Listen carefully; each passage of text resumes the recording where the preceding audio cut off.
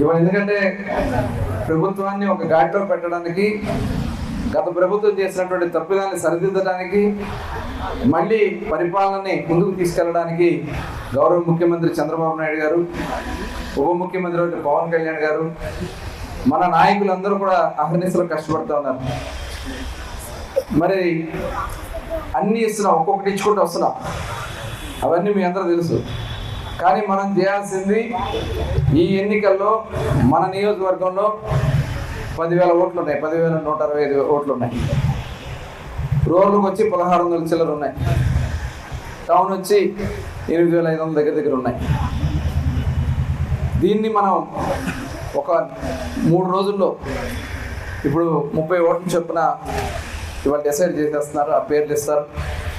మీరు బాధ్యత తీసుకుని ఏ క్లస్టర్కి ఆ క్లస్టర్ ఇన్ఛార్జ్ ఉంటారు, డివిజన్ ఇన్ఛార్జ్ ఉంటారు, ఎవరైతే 30 ఓట్లు ఒకళ్ళు బాధ్యత ఉంటారో వాళ్ళు చూసుకుని వాళ్ళు ఎక్కడున్నా తీసుకొచ్చి ఓటు చేయించాలి.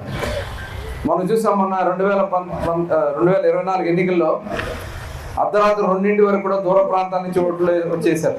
గుర్తున్నాయి కదా మనకి. ఆడవాళ్ళు పాపం లైన్లో నుంచుని 1 గంట 2 అయినా కూడా నుంచుని ఓట్లు వేసేసారు. అలాంటి ఓట్లు చాలా ఉన్నాయి ఇంట్లో కూడా. గతంలో 5,000 ఓట్లు ఉండే ఇంతకుముందు జరిగినటువంటి గ్రాడ్యుయేట్ సెలక్షన్స్లో. కానీ ఈరోజు ఈ ఎలక్షన్స్లో 10,000 ఓట్లు వచ్చినాయి. దానికి ఆలపాటి రాజా గారి పాత్ర ఉంది, ఇక్కడ గోపిచంద్ గారు, మన టీం అందరి పాత్ర ఉంది. కాబట్టి వాళ్ళ డబల్ అయిన ఓట్లు, ఆ ఓట్లన్నీ తీసుకొచ్చి ఓన్ చేసుకోవాల్సిన బాధ్యత మనం చేయాల్సినటువంటి అవసరం ఉంది. దాన్ని ఒక ప్లానింగ్గా చేసుకుంటే చాలా ఈజీ అవుతుంది. ఎందుకంటే రాజా గారు కూడా చాలా మంచి క్యాండిడేట్. ఇవాళ చూసాం, గతంలో జగన్మోహన్ రెడ్డి పెట్టిన క్యాండిడేట్లు తెలుసు కదా. ఎలాంటి క్యాండిడేట్లు పెట్టాడు? జేబులు కొట్టేవాళ్ళని, బ్లాక్ టికెట్ అమ్ముకునేవాళ్ళని, ఇట్లాంటి వాళ్ళు తీసుకొచ్చి చట్టసభలు అంటే ఒక పవిత్రమైన సభలు, అనేక మంది మేధావులు కూర్చున్నటువంటి సభలై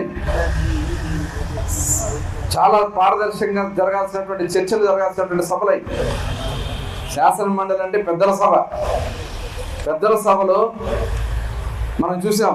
అమరావతికి సంబంధించినటువంటి బిల్లు పెట్టినప్పుడు మరి అక్కడ షరీఫ్ గారిని, ఇవాళ షరీఫ్ గారు దైవం మీద చాలా భక్తి ఉన్నటువంటి వ్యక్తి. ఎందుకంటే నేను కూడా ఆయన పార్టీ హౌస్లో ఆయన ఉన్నప్పుడు నేను వెళ్ళేవాడిని. కరెక్ట్గా 1 గంట అయిపోతే ఆయన ఆఫీస్లో టేబుల్ వెనక ఒక కట్టన్ ఉండేది. ఆ కట్టన్ వెనక్కి వెళ్ళి నమాజ్ చేసుకునేవాడు. ఆయన అంటే 5 పూట్ల నమాజ్ కూడా చేసుకునేవాడు.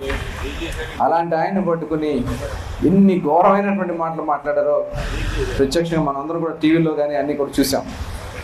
మరి ఆ సభ గౌరవాన్ని ఏ రకంగా చేశారో చూసాం. మన యువ నాయకుడు నారా లోకేష్ గారి మీద కూడా దాడి చేయాలని ప్రయత్నం చేసినటువంటి పరిస్థితులు కూడా చూసాం.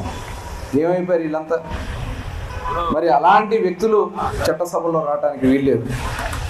ఇవాళ ముఖ్యమంత్రి జగన్మోహన్ రెడ్డి అంటాడు, నాకు ప్రతిపక్ష హోదా ఇస్తే అసెంబ్లీకి వస్తా అంటే. ప్రతిపక్ష హోదాని ప్రజల వల్ల ఎమ్మెల్యేగా ఇచ్చారు, కూడా ఎమ్మెల్యేగా రా. ఇవాళ వచ్చి నిలబడి మాట్లాడే దమ్ము లేకే ఇవాళ జగన్ రెడ్డి భయపడుతున్నారు. అవునా కదా? ఏమంటారు? జగన్ రెడ్డి చేసిన మోసాలన్నీ కూడా బట్టలు కూడా తీసి నిలబెడతారు అసెంబ్లీ అని చెప్పి భయపడి రావట్లేదు.